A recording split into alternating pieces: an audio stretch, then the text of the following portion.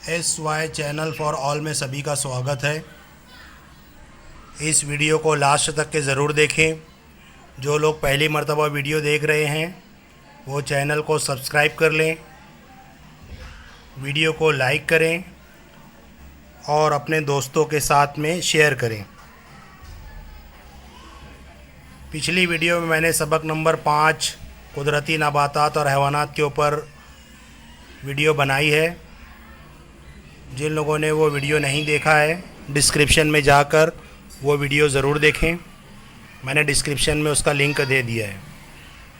आज हम लोग 10वीं जमात का ही जोग्राफिया का सबक नंबर 6 आबादी के ताल्लुक़ से पढ़ने वाले हैं।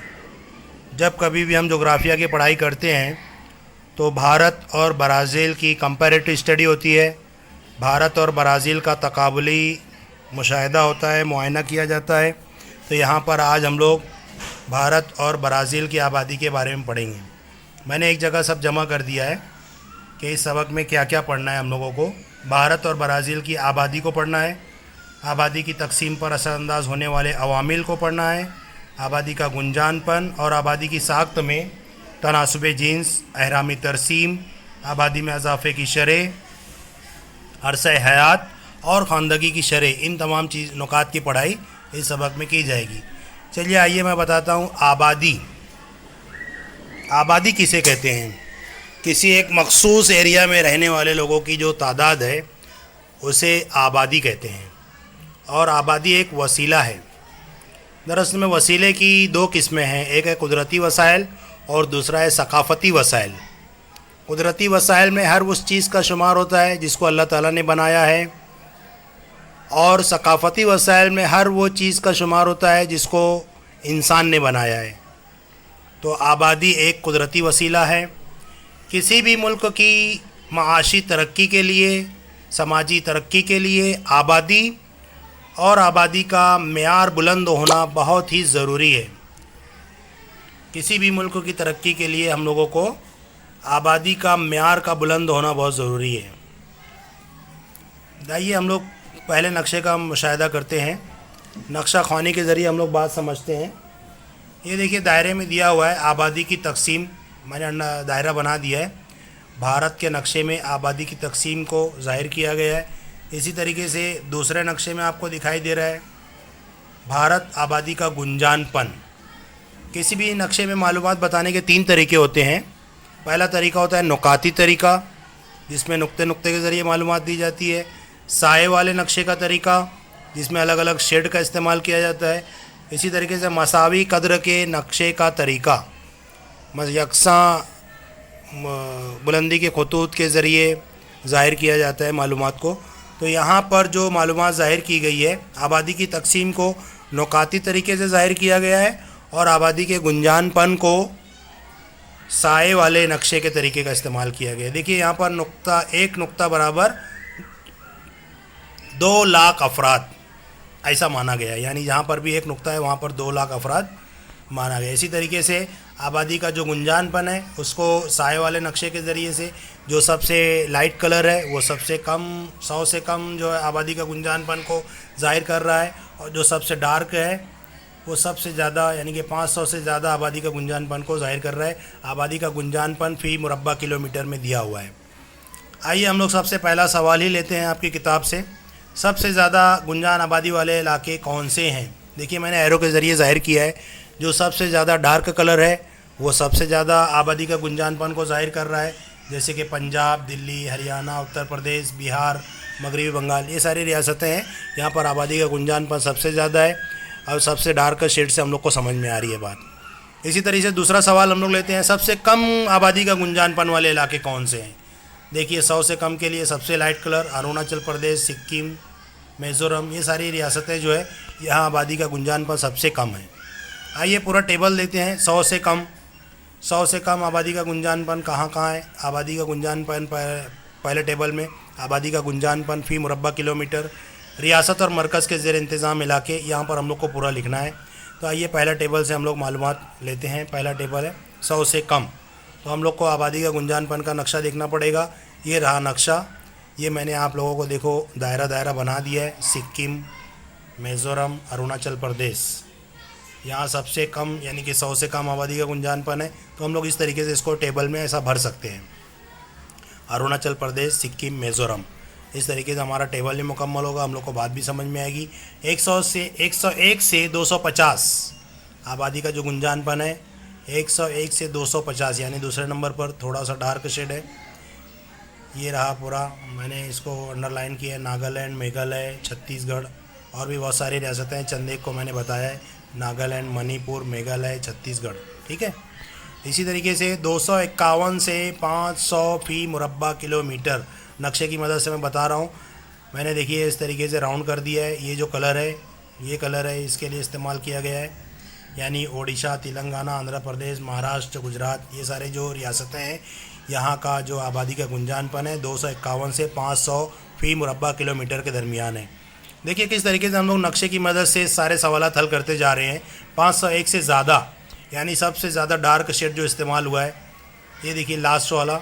میں نے اس طریقے سے اس کو معلومات بتانے کے لیے ایرو بتا دیا ہے. جہاں کہیں بھی ڈارک کلر استعمال ہوا ہے وہ ساری کے ساری ریاستیں، یعنی کہ پنجاب ہے، دلی، ہریانہ، چندی گڑھ، اتر پردیش، بہار، مغربی بنگال، پدوچیری، دیو، دمن، لکشدیپ، دادر نگر حویلی، انڈومان نکوبار، یعنی مرکز کے زیر انتظام علاقے بھی آ گئے.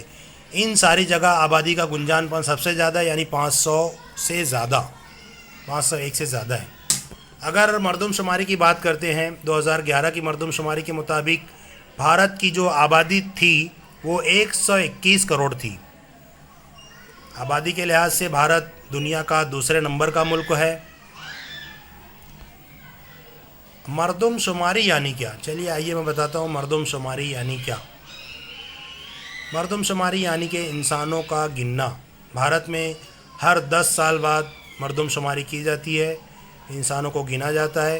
اور آزاد بھارت کی پہلی مردم شماری 1951 میں کی گئی تھی. اگر پوری دنیا کے مقابلے میں بھارت کو دیکھیں تو بھارت دنیا کے کل رقبہ کا صرف 2.4% رقبہ رکھتا ہے. یعنی ہمارے پاس میں جو زمین ہے وہ پوری دنیا کی زمین کا صرف اور صرف 2.41% زمین ہمارے پاس میں ہے. اور پوری دنیا کی کل آبادی کی اگر بات کرتے ہیں، کل آبادی سے کمپیریزن کریں گے تو پوری دنیا کی کل آبادی کا 17.5% حصہ بھارت میں موجود ہے. اسی طریقے سے 2011 کی مردم شماری کے مطابق بھارت کی آبادی کا اوسط گنجان پن 382 افراد فی مربع کلومیٹر تھا. اوسط ایوریج لیا ہے 382 افراد، جو کہ بہت زیادہ ہے. آئیے میں گنجان پن بتانے کی کوشش کرتا ہوں. ایک مربع کلومیٹر میں دیکھیے یہاں پر دو شکلیں بنی ہوئی ہے، الف اور بے. الف میں جو ہے دیکھیے دونوں میں ہی جو نشان ظاہر کیے گئے، ایک نشان برابر 100 افراد ہیں، ایسا پیمانہ لیا گیا ہے، ایک نشان برابر 100. تو الف میں یہاں پر 7 افراد دکھائے گئے، مطلب کہ 700 افراد. یعنی الف میں ایک مربع کلومیٹر کی زمین میں 700 افراد فی مربع کلومیٹر، ایسا اس کا نکالا گیا ہے گنجان پن. اسی طریقے سے بے میں یہاں پر 18 افراد ہیں تو 1800 افراد ہوئے.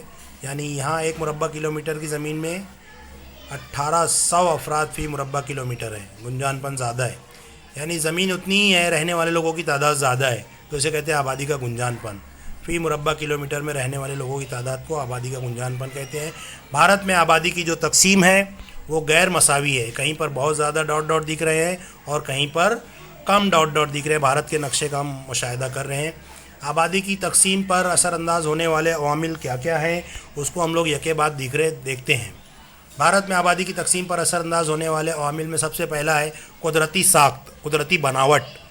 بھارت کی قدرتی بناوٹ ہی کچھ ایسی ہے کہ یہاں پر کہیں پر پہاڑ ہے، کہیں پر میدانی علاقے ہے. تو دیکھیے ہم لوگوں نے پڑھا تھا پچھلے سبق میں، یہ اس کا نقشہ میں نے یہاں پر لگا دیا آپ لوگوں کے لیے. دیکھیے جو زرد کلر سے بتایا گیا پہاڑ ہے، ہمالیہ پہاڑ ہے، تو دیکھیے وہاں پر آبادی بھی کم ہے. یعنی پہاڑی علاقہ ہونے کی وجہ سے وہاں پر آبادی کی تقسیم ہم لوگوں کو کم دکھائی دیتی ہے. اسی طرح ہم لوگ دیکھیں کہ یہ جو ہے یہ علاقہ ہے راجستھان کا علاقہ ہے، ریگستانی علاقہ ہے. ریگستانی علاقہ بھی دشوار گزار علاقہ ہے. یہاں پر آبادی کم دکھائی دے رہی ہے، ڈاٹ ڈاٹ کم دکھائی دے رہی ہے. آبادی جو ہے کم ہے، اس کا گنجان پن بھی کم ہے. اور یہاں پر جو ہم لوگ کو گنجان پن زیادہ دکھائی دے رہا ہے، آبادی کی تقسیم زیادہ دکھائی دے رہی ہے، تو یہ بھارت کا شمالی میدانی علاقہ ہے. شمالی بھارت کا میدانی علاقہ ہے، آسانی والا علاقہ ہے، پانی آسانی سے ملتا ہے، جس کی وجہ سے یہاں پر آبادی کی تقسیم زیادہ ہے. تو یہ تھے آبادی کی تقسیم پر اثر انداز ہونے والے عوامل. ہم لوگوں نے دیکھا قدرتی ساخت، آب و ہوا اور گزر بسر کی سہولیات جہاں پر انسان کو ملتی ہے وہاں پر وہ آبادی کی تقسیم زیادہ دکھائی دیتی ہے. بڑے پیمانے پر مرکوز آبادی ہم لوگوں کو شمالی بھارت کے میدانی علاقے میں دکھائی دیتی ہے، ابھی ہم لوگوں نے نقشے کی مدد سے دیکھا. اسی طریقے سے بہت ساری جگہ ہم لوگوں کو اور بھی آبادی کی تقسیم زیادہ دکھائی دیتی ہے، مرکوز بستی دکھائی دیتی ہے، جیسے کہ دلی، چنئی، کولکتہ، ممبئی، پونا، بنگلورو. ان سارے مقامات کو میں نے نقشے کی مدد سے آپ لوگوں کو بتانے کی کوشش کی ہے. امید آپ کو سمجھ میں آ گیا ہوگا. آئیے ہم لوگ دیکھتے ہیں برازیل کی آبادی کا گنجان پن. یہ دیکھیے پہلے نقشہ میں آپ لوگ دیکھ رہے ہیں برازیل کی آبادی کی تقسیم کو نقاطی طریقے سے ظاہر کیا گیا ہے. اسی طریقے سے برازیل کے آبادی کا گنجان پن ہے اس کو سائے والے نقشے کے ذریعے ظاہر کیا گیا ہے. آئیے ہم لوگ سب سے پہلا سوال لیتے ہیں کہ کس حصے میں آبادی بڑے پیمانے پر مرکوز نظر آتی ہے. تو دیکھیے ہم لوگ کو بڑے پیمانے پر جو مرکوز آبادی نظر آ رہی ہے وہ ہے جنوب مشرقی حصہ. جنوب مشرقی حصہ میں نے ایرو کی مدد سے بتانے کی کوشش کی ہے. ادھر ڈاٹ ڈاٹ زیادہ دکھ رہے ہیں، آبادی کا گنجان پن بھی ادھر ہی زیادہ ہے. جنوب مشرقی حصے میں آبادی کا گنجان پن زیادہ ہے. دوسرا سوال، کس حصے میں آبادی کا گنجان پن انتہائی کم ہے. دیکھیے ایرو کے ذریعے سے میں نے نقشے میں ظاہر کرنے کی کوشش کی ہے کہ شمال مغربی حصے میں آبادی کا گنجان پن انتہائی کم ہے. اب تک ہم لوگوں نے برازیل کا جو مطالعہ کیا اس کی مدد سے آبادی کی غیر مساوی تقسیم کے لیے کون سے عوامل ذمہ دار ہو سکتے ہیں اس کو ہم لوگ یکے بعد دیکھتے دیکھیں گے. سب سے پہلا ہے کہ برازیل کے شمالی حصے میں بارانی جنگلات موجود ہیں، گھنے جنگلات موجود ہیں، گرم مرطوب آب و ہوا ہے، زیادہ بارش والا علاقہ ہے، دشوار گزار علاقہ ہے. ان سارے اسباب کی بنا پر برازیل کے شمالی حصے میں آبادی کی تقسیم کم ہے. دیکھیے میں نے دائرہ بنا کر کے یہاں پر آپ لوگوں کو بتانے کی کوشش کی ہے.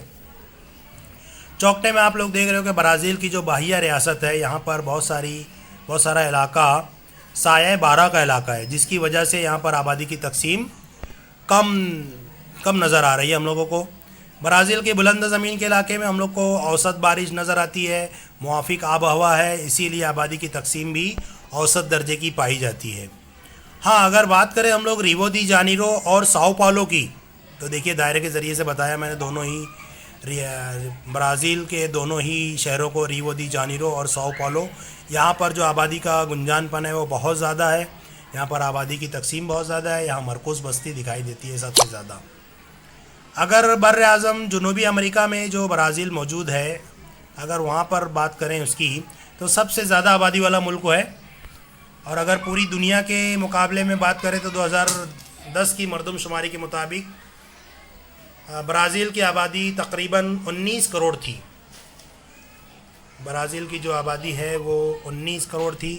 2010 کی مردم شماری کے مطابق برازیل کے آبادی کے لحاظ سے برازیل جو ہے آبادی کے لحاظ سے دنیا کا 5واں بڑا ملک ہے، اور رقبہ کے لحاظ سے بھی دنیا کا 5واں بڑا ملک ہے. یہ دنیا کے زمینی رقبے کا 5.6% حصہ برازیل سے گھرا ہوا ہے، یعنی پوری دنیا کی جو زمین ہے اس کا 5.6 حصہ برازیل میں پایا جاتا ہے، برازیل کی زمین میں ہے. اور اسی طریقے سے دنیا کی کل آبادی کا جو صرف 2.78% جو ہے برازیل کی آبادی ہے، جو کہ بہت کم ہے. دیکھیے زمین زیادہ ہے اور آبادی دنیا کے مقابلے میں بہت کم یہاں پر لوگ بستے ہیں. برازیل کی آبادی کا گنجان پن جو ہے صرف 23 افراد فی مربع کلومیٹر ہے. ان ساری معلومات کو میں نے آپ لوگوں کی آسانی کے لیے ایک ٹیبل میں دے دیا ہے. ٹیبل کی مدد سے آپ کمپیریٹیو اسٹڈی کر سکتے ہو. دیکھیے سب سے پہلی بات جو ہے ہم لوگ دیکھیں گے آبادی، کل آبادی. اگر بھارت کی بات کریں تو 2011 کی مردم شماری کے مطابق بھارت کی آبادی 121 کروڑ تھی، جبکہ 2010 کی مردم شماری کے مطابق 19 کروڑ تھی برازیل کی آبادی. اسی طریقے سے آبادی کے لحاظ اگر دنیا کے مقابلے میں آبادی سے دیکھا جائے، کمپیریزن کیا جائے تو بھارت کا جو نمبر ہے وہ دوسرا نمبر ہے اور برازیل کا جو نمبر ہے وہ 5واں نمبر ہے. اور پہلے نمبر پر چائنا آتا ہے, دوسرے نمبر پر بھارت ہے, اسی طریقے سے پانچویں نمبر پر برازیل ہے. دنیا کے کل علاقے میں حصہ دیکھیں تو بھارت کی آبادی کا جو حصہ ہے وہ دنیا کا جو کل علاقے میں یعنی کہ دنیا کی جو زمینی رقبہ ہے اس سے اگر دیکھیں تو ہمارے پاس میں جو زمین ہے وہ پوری دنیا کی زمین کا 2.41% ہے, جبکہ برازیل کے پاس بہت زیادہ ہے 5.6%, بھارت کے مقابلے میں زیادہ ہے. اسی طریقے سے آبادی میں اگر حصہ دیکھیں پوری دنیا کے کمپیریزن میں تو پوری دنیا کی آبادی کے حساب سے بھارت کی جو آبادی ہے وہ 17.5% ہے. اسی طریقے سے برازیل کی آبادی 2.78% ہے, 2.78%. آبادی کا اوسط گنجان پن اگر دیکھیں تو 2011 کی مردم شماری کے مطابق بھارت کی آبادی کا گنجان پن بہت زیادہ ہے, 382 افراد فی مربع کلومیٹر. ایک مربع کلومیٹر میں رہنے والے لوگوں کی تعداد جو ہے 382 ہے, جبکہ برازیل کی صرف اور صرف 23 افراد فی مربع کلومیٹر ہے. اس طریقے سے ہم لوگوں نے بھارت اور برازیل کی آبادی کا گنجان پن اور آبادی کی تقسیم کو دیکھا, اس کی ٹیبل میں معلومات دیکھی, پورا کمپیریٹو اسٹڈی کی. Thank you.